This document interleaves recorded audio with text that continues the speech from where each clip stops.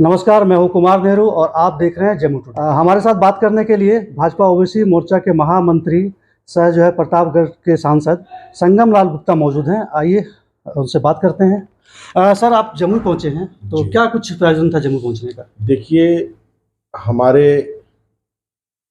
जो पूर्वज थे जिन्होंने इस देश के लिए अपना बहुत कुछ न्यौछावर कर दिया, भाभा शाह की जयंती पूरे बिहार प्रदेश में मनाई जा रही है और निरंतर हमारे समाज के लोग, तेली साहू समाज के लोग हर वर्ष मनाते हैं। ये कोई आज नया नहीं है। पूरे देश में भाभा शाह को अपना आदर्श मानते हुए हमारे समाज के लोग पूरे देश में मनाते हैं। उसी के भांति इस बार भी पूरे बिहार, कई सारे प्रदेशों में भाभा शाह की जयंती मनाई जा रही है और आज यहाँ पर भी भाभा शाह की जयंती है। अभी शोभा यात्रा, उसके बाद सभा है। देखिए, नीतीश सरकार ने भी कहा है कि भामा शाह की जयंती राजकीय सम्मान के साथ मनाया जाएगा। तो कहीं ना कहीं ऐसा तो नहीं है कि साहू समाज के वोट बैंक को साधने की? देखिए, अब नीतीश जी स्वार्थ से प्रेरित है, मतलब से प्रेरित है, राजनैतिक महत्वाकांक्षा से प्रेरित है। इसके पहले भी कई सालों से सरकार में रहे, मुख्यमंत्री रहे और आज उनको याद आ रहा है क्योंकि भारतीय जनता पार्टी, माननीय देश के प्रधानमंत्री नरेंद्र मोदी जी, जिन्होंने इस समाज का सम्मान बढ़ाया है, इस समाज के लोगों को राजनैतिक भागीदारी दिया है। आज़ादी के बाद उत्तर प्रदेश में 5% हमारा साहू तेली समाज है और पहली बार आज़ादी के बाद वहाँ से मैं लोकसभा सांसद हूँ। इस बार वहाँ से हमारे विधायक चुने गए हैं, सरकार में मंत्री हैं। अगर ये सारी चीज़ें अगर संभव हुई है तो भारतीय जनता पार्टी के आने के बाद हुई है। नीतीश जी इधर जातिगत जनगणना बिहार में करा रहे हैं, क्या लगता है उसका कुछ फायदा होगा या किस? देखिए, क्या लगता है आपको? मैंने भी आपको बताया कि नीतीश जी, उनकी महत्वाकांक्षा, उनकी इच्छा, इतने दिनों तक भारतीय जनता पार्टी के साथ उन्होंने सरकार चलाया और सुशासन बाबू के नाम से वो जाने जाते थे। मगर आज बिहार प्रदेश आज फिर उसी जंगल राज की तरफ बढ़ रहा है। जिस तरीके से यहाँ दंगे हो रहे हैं, जिस तरीके से जाति उन्माद फैलाए जा रहे हैं, जिस तरीके से हिंदुओं के त्योहारों पे, रामनवमी के अवसर पे जिस तरीके से यहाँ पर दंगा हुआ है, ये पूरी प्रदेश की जनता भी जान रही है। क्योंकि जिन लोगों के साथ वो सरकार में है और खुद वो सपने देख रहे हैं प्रधानमंत्री बनने का, सपने तो हर कोई देख सकता है, सपने देखना कोई बुरी बात नहीं है, मगर इस देश को मजबूत और देश की जनता को विश्वास 9 सालों में जिन मोदी जी ने जो दिया है वो कोई भी नेता दे नहीं सकता है। हर समाज का उन्होंने नेतृत्व दिया है और ओबीसी मोर्चे का गठन और ओबीसी मोर्चे को महत्व, क्योंकि इस देश में 55% ओबीसी समाज रहता है और ओबीसी समाज जहां पे रहता है वहीं केंद्र में उसी की सरकार बनती है। तो 14 से लेके 19 तक ओबीसी समाज मोदी जी के साथ है। आपको मालूम है कि 2022 में उत्तर प्रदेश में अखिलेश यादव जी ने 6 महीने पहले ये घोषित कर दिया था कि हम 400 सीट जीतने वाले हैं और हम मुख्यमंत्री अपने आप को उन्होंने घोषित कर दिया। मगर जब रिजल्ट आया, जनता का जनादेश आया, तो भारतीय जनता पार्टी और विकास और सुशासन को लेकर भारतीय जनता पार्टी को जनता ने अपना मतदान किया और पुनः दोबारा 37 सालों के बाद उत्तर प्रदेश में योगी जी के नेतृत्व में सरकार बनी है। नीतीश जी विपक्षी को जो है इकट्ठा करने में लगे हुए हैं और दौरा भी कर रहे हैं। तो क्या लगता है वो कुछ कर पाएंगे या सफल हो पाएंगे? देखिए, ऐसा है कि विपक्ष अपने आप को बचाने के लिए, क्योंकि विपक्ष के लोगों ने जितना चोरी किया है, जितने घोटाले किया है, ये देश और प्रदेश की जनता बाखूबी जानती है कि अपने आप को बचाने के लिए आह्वान कर रहे हैं कि भाई एकजुट हो जाए। देखिए, जब देश के सारे चोर इकट्ठा हो जाएं, तो ये समझ लेना चाहिए कि देश का चौकीदार ईमानदार है। कल जो है सुब्रमण्यम स्वामी पटना आए थे और उन्होंने भी कहीं ना कहीं कहा कि नीतीश जी भी अच्छे आदमी हैं, प्रधानमंत्री पद के दावेदार हैं, तो कोई बुरा नहीं है। देखिए सब कहा था हमारा, उन्होंने। देखिए क्या है कि सपने देखना, इच्छाएं करना, ये कोई बुरी बात नहीं है, मगर 50 लोगों को लेके चलना,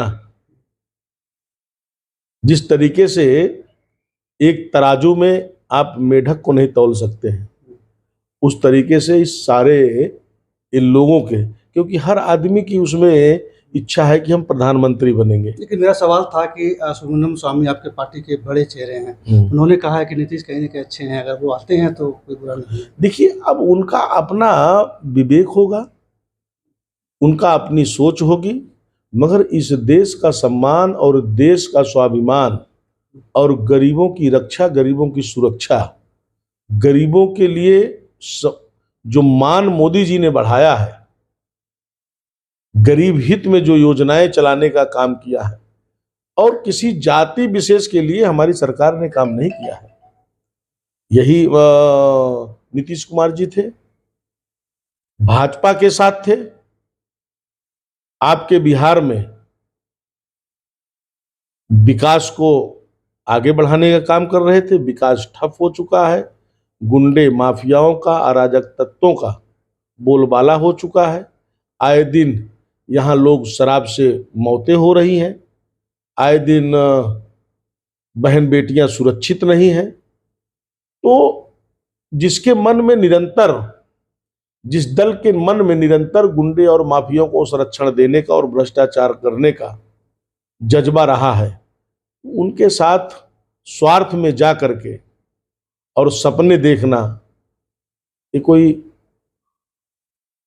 जनता सब कुछ देख रही है कि मतलब और मतलब भ्रष्ट लोग कौन हो सकते हैं। जैसे कि आपने शराबबंदी का अभी बताया था, उठाया था, तो शराबबंदी से बिहार में लगातार मौतें हो रही हैं और ऊपर से नीतीश जी अब कह रहे हैं कि हम मुआवजा भी देंगे जो शराब से जो भी मौतें हुई हैं 2016 के बाद। तो कैसे, क्या लगता है? अब देखिए क्या है कि इसके पहले भी तो भाजपा के साथ गठबंधन में थे, बिहार में कोई दंगे नहीं हुए, बिहार में किसी अराजक तत्वों की हिम्मत नहीं थी, इसके पहले भी शराबबंदियां थी।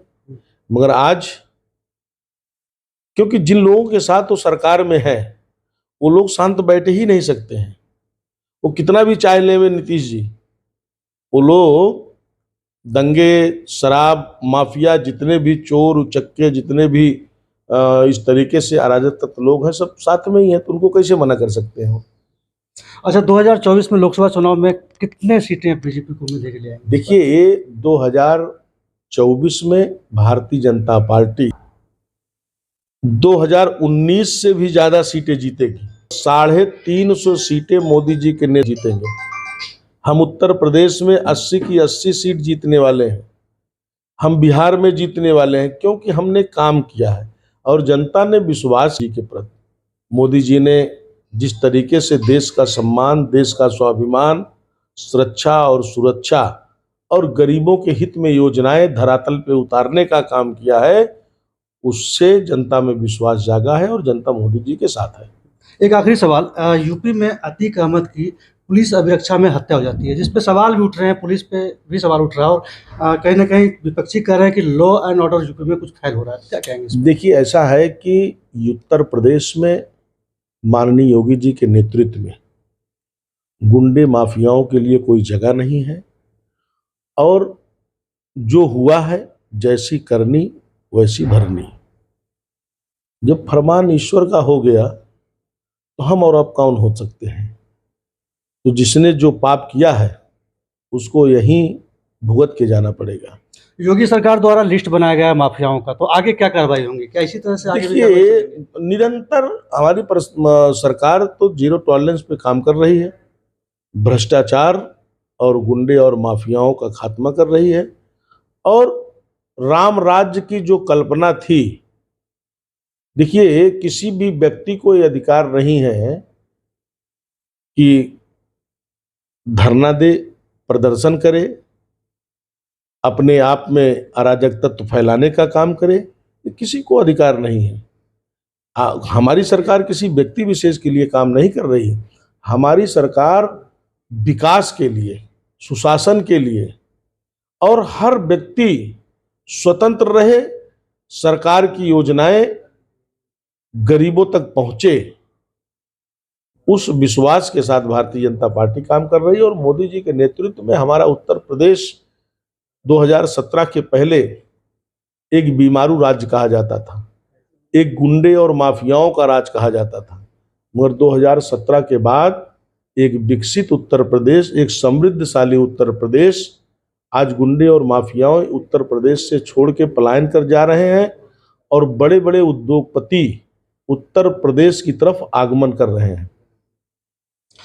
एक आखिरी सवाल, आप जमुई पहुंचे हैं और साहू समाज के कार्यक्रम के लिए पहुंचे हैं, तो क्या संदेश देना चाहेंगे साहू समाज? देखिए, हमारा ये समाज एकजुट होकर अपने हक और अधिकार के लिए, क्योंकि बिहार प्रदेश में बड़े पैमाने पे हमारा साहू तेली समाज है और तेली साहू समाज जिस तरीके से राजनीति में उसको भागीदारी कम है, एकजुटता ही हमें अपनी भागीदारी की तरफ अग्रसर करता है। तो हमारी एकजुटता, यही ताकत हम पार्टियों को बताना चाहते हैं कि आने वाले समय में साहू समाज जिस तरीके से अपनी राजनीतिक चेतना को जगाने का काम कर रहा है, हमारे बहुत सारे समाज से जनप्रतिनिधि होंगे। इस बार भी बिहार प्रदेश में हमारे 9 विधायक हैं और आगे भी लोकसभा का चुनाव आ रहा है, उसमें भी हम मांग करेंगे कि हमारे समाज के लोग